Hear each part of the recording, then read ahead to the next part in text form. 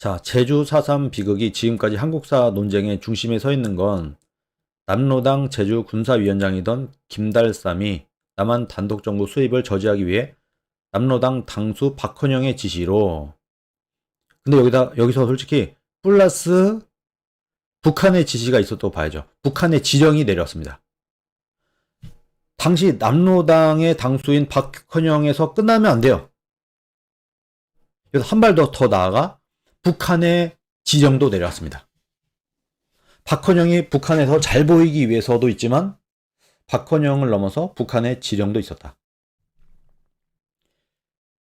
48년 4월 3일 새벽에 제주도 경찰서 등지를 습격해서 무장폭동을 일으키고, 같은 해 8월 2일에 이 김달삼은 월북을 했습니다. 실제로 북한으로 넘어갔어요. 그리고 나서 6.25 때 빨치산 활동하다가 사살돼서 북한에 있는 애국 열사능에 지금 묻혀 있습니다. 4.3의 주동자인 김달삼은 지금 월북을 했다가 6.25 때 죽고 북한의 애국 열사능에 묻혀 있어요. 팩트입니다. 5.18은 약간 논쟁의 여지나 이런 거라도 있지만 4.3은 완전히 그냥 뭐 친북 빨갱이들이 한 거예요. 한마디로. 그야말로 이거는 정말 뭐 논쟁의 여지가 없어요. 주동자와 그 핵심 인물들은 그냥 빨갱이들이라고 봐도 됩니다. 빨갱이들이라고 봐도 됩니다가 아니라 빨갱이들이죠. 완전히. 그런 사람들이 그냥 내전을 일으킨 거예요. 말하자면.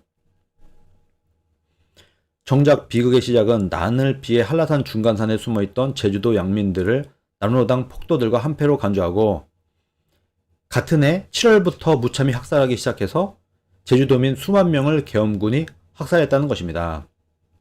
자, 근데 여기서 또 추가적인 얘기가 필요한데, 한라산 중간산에 숨어있던 제주도 양민들을 남로당 폭도들과 한패로 간주했는데 왜 남로당 폭도들과 한패로 간주했을까요? 이게 되게 중요한 부분이에요. 제주도에서 제주도 해방구를 이용해갖고 빨갱이들이 북한과 남로당 당수 이런 사람들의 지시로 인해서 폭동을 일으킵니다. 소요 사태를 일으켜요. 그래서 우리나라의 대한민국이 건국되는 것을 막으려고 한 거죠. 한마디로 4.3은 뭐냐? 자유대한민국이 만들어지려고 하니까 그거를 막기 위해서 공산주의 빨치산들이 북한의 지령을 받아서 제주도를 중심으로 폭동을 일으킨 겁니다. 이게 4.3이에요. 이게 4.3의 시작이에요. 근데 그러다 보니까 당시 제주도민의 상당수가 이 폭도들의 가족이었고 친척이었고 친구였고 이래요. 그래갖고 막 폭동을 일으키다가 막 배가 고파. 그럼 친구네 집에 가요. 밥 좀 주세요 하면 밥을 주고, 뭐 친척 집에 가, 자기네 집에 가. 그럼 밥도 주고 숨겨주기도 하고 이랬던 거예요. 그야말로 난장판이었던 겁니다. 그래서 그때 당시에 미 군정과 대한민국은 민간인과, 말하자면 폭동에 참여한 사람과 참여하지 않은 일반인을 구분하기가 거의 불가능했어요. 현실적으로. 무슨 얼굴에 나 빨갱이 써붙이는 것도 아니고, 여기에 직인 있는 것도 아니고, 도장 있는 것도 아니고, 모르는 거예요. 구분이 안 가는 거예요. 같은 나라 사람이니까 또. 폭동을 일으킨 그 사람들과 폭동에 참여하지 않은 일반인들을 구분할 수가 없었고, 실제로 많은 사람들이 폭동을 했던 사람들을 숨겨주고 먹여주고 재워주고 했던 거예요. 그러다 보니까 그냥 쓸어버려라, 말하자면 이렇게 된 거죠. 좀 의심 가면은 그냥 너 쟤네들이라고 봐, 이렇게 할 수밖에 없었던 겁니다. 그런 부분이 있었던 거예요. 그냥 미군이랑 우리나라가 같은 국민들을 싹쓸이 학살하고 죽여버리기 위해서 한 게 아니라, 사실상 만약에 제가 그 진압군의 지휘관이었다고 하더라도, 여러분이 그래서도 마찬가지였을 거예요. 누가 그 당시 그 군인들과 경찰들을 지휘했다고 하더라도 방법이 없었어요. 답이 없었어요. 이런 부분이 있는 겁니다. 지금처럼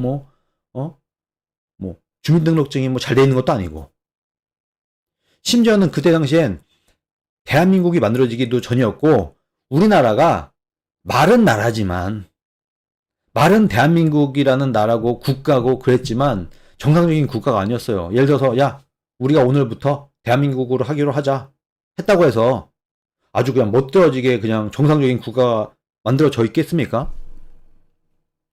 그리고 그때 당시에 우리나라의 국민소득이 그때 당시는 없고 그로부터 몇 년 후인 1953년에 대한 자료는 있는데, 1953년 기준으로 우리나라 인당 국민소득이 67달러였어요.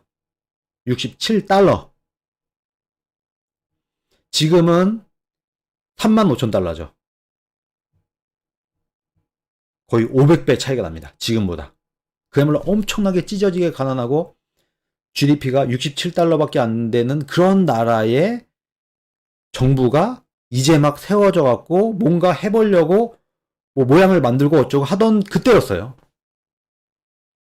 그런 부분을 우리는 생각해야 되는 겁니다. 간단한 문제가 아니었다. 무지막지하게 찢어지게 가난한 나라. 거기다가 이제 막 정부를 세우고 뭐하고 행정에 대한 부분을 만들고 법을 만들고 뭐하고 해야 되는 그때 일어난 사건이다, 이게. 그리고 4.3은 6.25가 일어나기 3년 전에 시작이 됐습니다. 그리고 6.25를 통째로 거치고 6.25가 끝나고 나서도 1년 후까지 지속됐어요. 7년여가 지속되었습니다. 4.3 사건의 시작은 4.3 사건이었지만 끝날 때는 7년이 걸렸어요.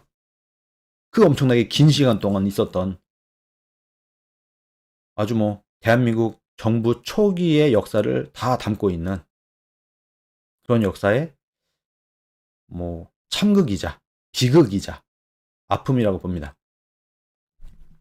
근데 오늘날 잣대로 2023년의 잣대로 군인들이랑 경찰들이 피아식별을 잘 하고 진짜 폭동에 참여한 사람과 참여하지 않은 사람을 잘 구분을 하고 그들도 즉결 처벌하는 게 아니라 일단 감옥에 가두고 재판을 하고 이렇게 하고 뭔가 했어야 되는데 왜 그렇게 안 했어? 라고 2023년을 기준으로 판단하면 안 된다는 겁니다, 여러분. 말이 안 되는 거예요. 그때는 1940년대였고 1940년대부터 50년대였고 지금은 2023년이에요. GDP도 500배가 늘었어요. 이렇게 잘 살게 된 대한민국과 그때 당시에 대한민국은 비록 같은 나라지만 전혀 다른 나라였죠. 그때 그 시대적인 특징을 우리가 이해를 하고 받아들이고 뭔가 판단을 해야지, 오늘날 잣대로 판단을 하면서 정부가 말이야 어쨌든 그 이후에 정부가 만들어졌는데 왜 행정력을 제대로 발휘하지 못하고 제대로 통제를 못하고 군과 경찰들을 제대로 지휘하지 못해서 이렇게 민간인 무고한 희생자들을 많이 냈어 라고 할 수 있는 상황이 아니었다는 거예요, 애초에. 이게 역사 아니겠습니까? 안타깝지만 그런 시대적 상황이 있다는 것을 우리가 충분히 인지한 상태에서 이 4.3을 봐야 정확하게 이 4.3을 볼 수 있는 거지, 그냥 이렇게 좀 잘 좀 하지 그랬어. 지금은 돈도 많고 장비도 좋고 군인들도 이제 다 시스템이 다 갖춰져 있고 행정 군대 경찰 다 정리가 끝났죠. 그런 상태가 아니었다, 그때는. 그야말로 이제 막 들어선 정부에서 이것저것 하기도 정신없어 죽겠는데 저 멀리 제주도에서 어떤 일이 일어나고 있었던 것이었다. 시골이죠, 정부에서 볼 때는. 수도 서울에서 볼 때는 완전히 섬나라 저 섬에 있는 그 시골 한쪽 구석에서 온갖 일들이 일어나고 있었던 겁니다. 그런 그때 당시의 시대 상황을 이해를 하고 보셔야지 정확하게 판단을 할 수 있다는 말씀을 먼저 드립니다.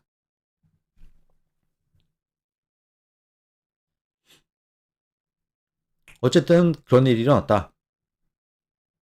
그 비극적 사건을 두고 시발점이 되었던 김달산 폭동이 일어난 4월 3일을 기념일로 정하자는 주장이 있는 반면, 이게 말이 됩니까, 여러분? 북한 빨갱이들이 대한민국이 건국되는 것을 막기 위해서 폭동을 일으킨 날로 기념일로 정하자? 이 말이 되냐? 말이 됩니까? 이날을 기념하자고? 여기가 북한이에요, 남한이에요. 폭동을 일으킨 날을 이렇게 기념하는 것 자체가 사실 역사의 무지죠. 뭐 북한 기념일이어야지 맞지 않겠습니까? 이거 4.3은 사실상 거의 뭐 북한의 입장에서 기념일로 삼을 만한 날이에요. 우리나라가 아니라. 그렇게 따지면.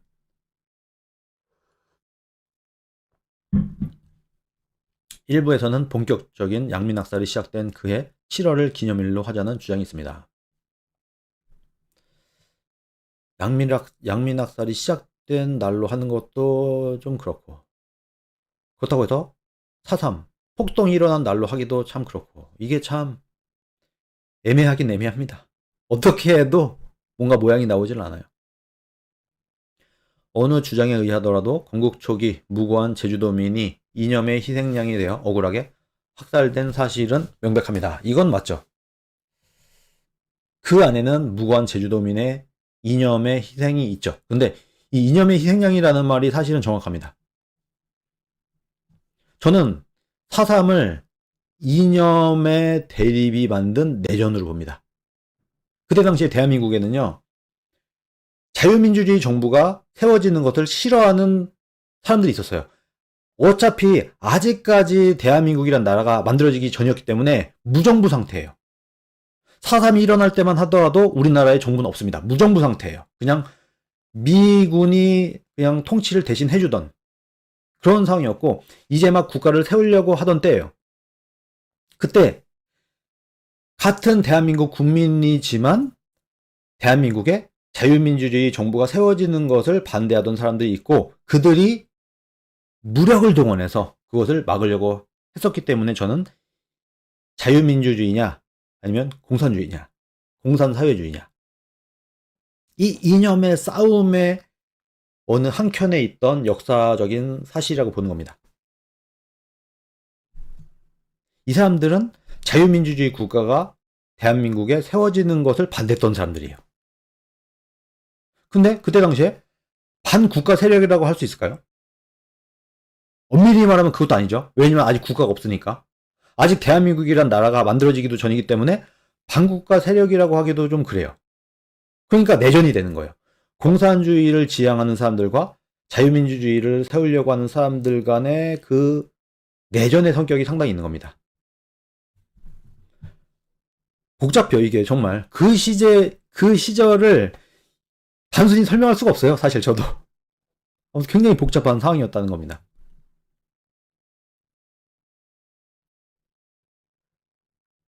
그러나 아주 안타까운 일이었음에도 틀림이 없죠. 뭐 그러면서 여기까지는 홍준표 대구시장이 4.3에 대한 팩트들을 정리한 내용이고, 이 이후에는 개인적인 얘기도 좀 합니다. 광주지검 검사 시절 제주에 가족여행 갔을 때 한 커피숍에서 대학 선배 교수가 제주도민들의 해원을 추진하지 않느냐고 말하는 일이 있었고, 그 후 정치권에 와서 추미애 의원 발의로 4.3 사태 해원법이 제정된 것을 지켜본 일이 있습니다. 근데 우리가 4.3이 굉장히 안타깝고 속상하고 참 뭐 그런 비극적인 일이라고 하더라도 진실은 알고 왜 일어나는지 이런 팩트는 알고 우리가 이 4.3을 뭐 기념하던 뭐 기리던 뭘 하던 해야 되지 않겠나 라는 생각을 합니다. 제주 4.3 사건은 해방 후 보도연맹 사건, 거창 양민학살 사건과 더불어 우리 국민이 무고하게 이념의 희생양이 된 슬픈 역사입니다. 어떻게 보면 이런 거죠. 자유민주주의 국가를 세우려고 하는데 반대했던 사람들, 그러나 그들도 우리 국민이었다. 그리고 그 와중에는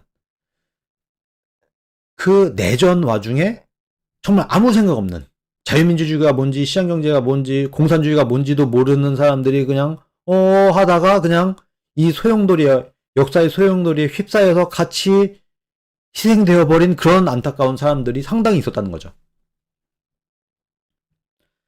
더 이상 슬픈 역사를 두고 좌우 진영이 갈라 싸우는 일이 없었으면 합니다. 4.3은 제주도민의 비극이자 대한민국의 비극입니다. 비극이었죠. 이 4.3을 뒤로 하고 대한민국이 세워진 겁니다. 자유 대한민국이 세워진 겁니다.